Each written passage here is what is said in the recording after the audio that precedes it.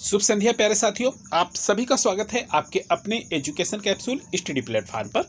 और हम बात करने वाले हैं बिहार में ग्राम सचिव की जो मेरिट कट ऑफ है, इसके बारे में बहुत लोगों को उत्सुकता है कि अब जो है 29 फरवरी तक तो आपके फॉर्म चले थे, ठीक है ना। अब लास्ट डेट खत्म हो गई, आपने फॉर्म फिलअप कर दिए हैं। अब आपके मन में ये शंका है कि ये मेरिट कट ऑफ जो है कितनी जाएगी, बहुत लोगों की यही क्वेश्चन है, ठीक है। फिर ये जानते हैं कि कितने % अगर आपका स्कोर रहेगा, ठीक है, कि आप सेफ स्कोर पे रहेंगे, ठीक है। और इस बारे में बात करेंगे कि 7 फरवरी को आपकी मेरिट लिस्ट निकलने वाली है, ठीक है। और 85% का जो सिलेक्शन का हमने रखा है वो किस तरह से रखा है कि आपका सिलेक्शन पक्का हो सकता है, ठीक है। और मेरिट लिस्ट जो है वो कैसे बनेगी, ठीक है। तो चलिए इसके बारे में हम देख लेते हैं विस्तृत रूप से। जिन्होंने नोटिफिकेशन निकाला था वहां पे उन्होंने खुद ही दे रखा है कि मेगा सूची का निर्धारण जो है हम कैसे करेंगे। तो यहाँ पे हम सीधा सा इसी को लेके चलेंगे। तो देखिए, ग्राम कचहरी सचिव के पद पे चयन के लिए जो उन्होंने शैक्षिक न्यूनतम योग्यता रखी, वो रखी थी क्या, इंटरमीडिएट। यानी आप हाई स्कूल का भी अगर लगाते हैं, हाई स्कूल का तो लगाएंगे ही, आपने भेजा भी होगा high school, intermediate. High school से क्या होता है कि आपकी डेट ऑफ बर्थ वो काउंट करते हैं, ठीक है। उसी से आपका एथेंटिक रहता है कि आपकी डेट ऑफ बर्थ उसी से काउंट होती है। तो आपको हाई स्कूल का जरूर लगाना था, ठीक है। लेकिन आपका जो मेरिट लिस्ट जो बनेगा वो इंटरमीडिएट से ही बनेगा, ठीक है। इस बात का आप ध्यान रखेंगे। अब यहां पे कह रहा है कि न्यूनतम जो है आपका इंटरमीडिएट है, लेकिन कह रहा है कि राज्य सरकार द्वारा घोषित समकक्ष अर्हता मेधा अंकों के आधार पर एक पैनल तैयार किया जाएगा, ठीक है। अब मेगा पैनल क्या मतलब, एक आपकी मेरिट लिस्ट तैयार की जाएगी, ठीक है। अब मेरिट लिस्ट में क्या कह रहे हैं कि अगर आपके पास स्नातक की डिग्री है, ठीक है, अगर ग्रेजुएट की डिग्री है आपके पास, तो आपको 10% हम अलग से देंगे, ठीक है। वो जो मेरिट लिस्ट बनेगी इंटर और स्नातक को मिलाकर, वो तो अलग है ही, उससे जो काउंट करेंगे उसके बाद से 10% एक्सेस ही अपनी तरफ से दे रहे हैं। फिर क्या कह रहे हैं, तथा स्नातकोत्तर डिग्री धारकों को 20% अंकों की अधिमानता दे होगी, ठीक है। अब ये कह रहे हैं कि 20% डिग्री धारकों को, स्नातकोत्तर को। तो देखिए, अगर स्नातकोत्तर की डिग्री लगा रहे हैं तो स्नातक और स्नातकोत्तर दोनों को मिला के ये कह रहे हैं कि 20%। तो यानी आपको 10% यहाँ भी मिलेंगे, स्नातकोत्तर के भी और स्नातक के भी 10% आपको एक्सेस मिलेंगे। तो यहाँ पे एक देखने वाली बात यह है कि आपके पास अगर स्नातकोत्तर की, यानी आप समझिए अगर बीए किए हैं और आपने एमए भी कर रखा है, तो आपको एमए की वजह से 10% और बीए की वजह से 10% मिलेंगे, ठीक है। यहां तक तो बात साफ हो गई। अब जो आप अंक पाए होंगे, ठीक है ना, इसमें आपने जितने % पाए होंगे स्नातक में, जितने % पाए होंगे स्नातकोत्तर में, और इंटरमीडिएट में जितने % पाए होंगे, उसका एक काउंट करके परसेंटेज बनेगा, ठीक है। उसमें ये 10% एक्सेस जुड़ जाएंगे।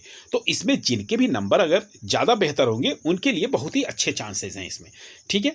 और फिर कह रहा है उनके लिए है बेहतर जो ग्राम कचहरी सचिव के पद पर बिता चुके हैं, जो कार्य कर चुके हैं पहले से, उनके लिए भी इसमें सेलेक्ट होने में। जैसे कई लोग ये होगा कि अपने गृह जनपद में वो आना चाह रहे होंगे, अपने पंचायत में जाना चाह रहे होंगे, तो वो यहाँ फार्म भरेंगे जरूर, जो कर रहे हैं वो भी जरूर भरेंगे कि हम वहाँ पे चले जाएं, क्योंकि वेटेज उनको मिल रहा है 12.5 का, ठीक है ना, कुल जितने भी साल उन्होंने किया, तो वो जरूर भरेंगे। तो एक ये प्रभावित कर सकते हैं उस चीज़ को। और सबसे बड़ी चीज़ ये देखने वाली बात होगी कि आपका जिस पंचायत में हो रहा है, ठीक है, वहाँ पे कितने लोगों ने फार्म अप्लाई कर रखा है। जैसे कई बार होता क्या है, किसी जगह बहुत ही बेहतर मतलब लोगों को दिखता है या वहाँ संख्या अधिक हो गई, तो वहाँ पे लोगों ने फार्म समझिए कि 100 पड़ गए, ठीक है। एक जगह पंचायत में अगर सपोज कीजिए वहाँ पे 60 पड़े हैं, तो कहाँ पे कंपटीशन टफ हुआ, कंपटीशन टफ तो हुआ 100 वाले पे और 60 वाले पे कम हुआ। तो यहाँ पे ये भी मैटर करेगा कि आप किस पंचायत से आपने फार्म डाले हैं, ठीक है ना। और ये एक आपको, और सेफ स्कोर की हम बात कर रहे थे कि 85% जो है वो कैसे सेफ स्कोर रहेगा। तो देखिए, सीधी सी बात है, बहुत लोग जो है उन्होंने स्नातक किए होंगे, या उन्होंने पोस्ट ग्रेजुएट का भी डाला होगा, ग्रेजुएट का भी डाला होगा, इंटरमीडिएट का डाला होगा, ठीक है। किसी के बहुत अच्छे इंटर में हो सकते हैं, किसी के बहुत अच्छे ग्रेजुएशन में हो सकते हैं, किसी के बहुत अच्छे पोस्ट ग्रेजुएशन में नहीं हो सकते। और इन तीनों में जिन्होंने भी अच्छे नंबर लाए होंगे, तो उनके लिए बहुत ही अच्छे चांसेस बन रहे हैं कि वो 85% से अगर ऊपर हैं, वो अपने काउंट कर लें, तो उनके लिए एक बेहतर स्थिति है। उनका जो सिलेक्शन जो है एक तरह से हम कह सकते हैं हो सकता है। फिर एक देखने वाली बात होगी कि जब पैनल बन रहा है तो पैनल में वो कैसे स्कोरिंग करते हैं आपको, ठीक है। कितने % पे वो इंटर को रखेंगे, कितने % पे ग्रेजुएशन को रखेंगे, वो सबके लिए होगा, ठीक है। लेकिन यहाँ पे जिसके पास ज़्यादा अंक होंगे उनके लिए चांसेस बहुत ही बेहतर हैं, ठीक है।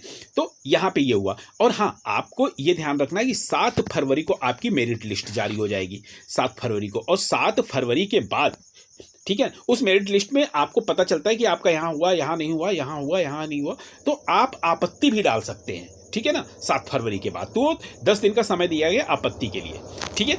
यहाँ पे देखिए, हम यहाँ पे दिखा रहे हैं आपको आपत्ति का, यहाँ पे दे रहा है मेगा सूची में समान अंक रहने पे। एक चीज़ और है, अगर किसी के समान अंक, यहाँ पे एक और एडवांटेज उनको मिलने वाली है जिनकी उम्र अधिक है, ठीक है।